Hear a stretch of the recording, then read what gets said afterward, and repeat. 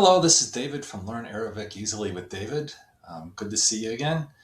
Today I'd like to go over several words, several new words for what we say are skilled workers. Their job titles type things. Um, let's use some memory concepts to try to break down complicated pronunciations and ideas into pictures and thoughts. Um, let's just get to it. The first Arabic word that we want to look at is Faran. Faran. That means baker in Arabic. So, um, what could we possibly convert Faran into to make it a picture? That's something we could possibly make a story and put this picture into a memory palace in one of the locations. So, for me, when I hear Faran, I think of a fur, like some lady has a fur coat, and I think of a person I know that's named Randy. So I can imagine Randy is wearing a fur. Um, so if we imagined a location in your house somewhere, say maybe your front door, and we had Randy wearing a fur there, and so we get fur and Ron from that. So Randy's, somebody or to look it up on the internet, find somebody called Randy, but he's wearing a fur.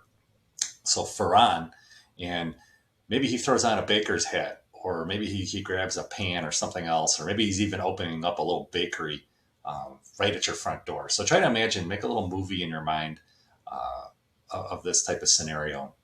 And what we could then do is move to another location in our house.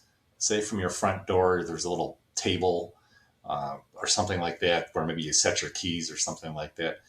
So that would, our first location is front door with fur on. The second location is a barber. So um, for me, so barber is hilea, uh, hilea in Arabic. So what can we do here? Converting these kind of abstract sounds and ideas into English and imagery and these types of things. So for Hilea, for me, for Hill, I see Hillary Clinton, for Hill, or pick what you want for a Hill, and then Leia, Princess Leia from Star Wars. So if we go to this table where we set our keys and we see Hillary Clinton and Princess Leia, um, maybe Hillary Clinton is trimming the little. Didn't she have buns on her head, kind of thing? So Hillary is trimming the buns off of Princess Leia's hair. So that gives us a barber. And if we get confused and we don't remember barber or something like that, we possibly have Barbie come in and say she's next, and maybe tap them on the shoulder and say I'm next for Barbie, for barbarian. Or we could have Conan the Barbarian come in and say, hey, he needs a haircut though. So our first location at the door, we've got um, Farhan. We got Randy's wearing a fur, and then the second location we've got Hillary trimming Leia's buns off her hair, and then let's go to a third location in the house. This might be the stairs, a stairway going upstairs. So there we've got a blacksmith. So we can imagine on the stairs we've got a guy, with a fire in the flames and the anvil, and he's hitting the anvil with the hammer, and things flying around, sparks flying around. So that reminds us of blacksmith. But the word for blacksmith is hadid. Um, so what can we do here to try to create some imagery from hadid? Or sorry, hadid, not hadid, hadid. So um, I don't get mad at me, but a lot of times I use Hitler for HI. So anyway, he's terrible but memorable. So I have Hitler with a deed.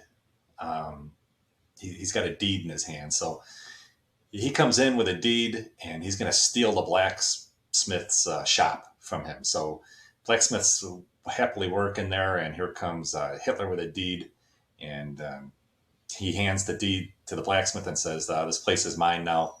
get out. So that's 3 locations in a memory palace, imaginary memory palace. So we started our front door, and we've got Randy with a fur on, with a baker's hat and maybe some pans and things like that. And then we go to our second location, which was the table, and we've got Hillary trimming Leia's hair, so that gives us Leia. And then we start heading up the stairs, and we see a blacksmith, and then Hitler's gonna steal the blacksmith shop with a deed. So so what we can do too is that now that we have this information in our mind, is we could lay in bed and go, all right, let's walk through my house or my imaginary location that we just made up here. And what was at the front door? What was at the table? What was at the stairs? And using a technique like this, you can get thousands of words in various locations. You can go from McDonald's to Chipotle to the bowling alley to your grandmother's house to wherever, and you go from place to place within these houses using this memory technique called the Memory Palace. And it's much more enjoyable, and it's much more creative, and it's helped me memorize thousands of words in this way. So to learn more about these kinds of techniques, there's a free course from one of my friends. It's Dr. Anthony Mativier, and he's from magneticmemorymethod.com. If you go there, please click on the link below because I get credit for it, and it helps me a lot. So magnetic memory method,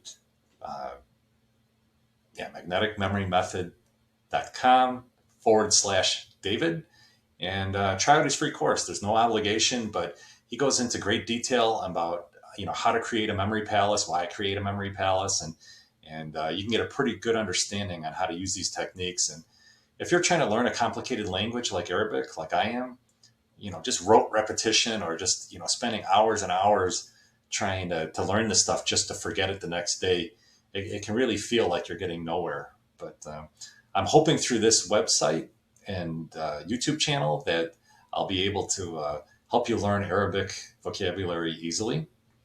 So thanks for joining me today, and please post comments, give me a thumbs up, subscribe, share the link.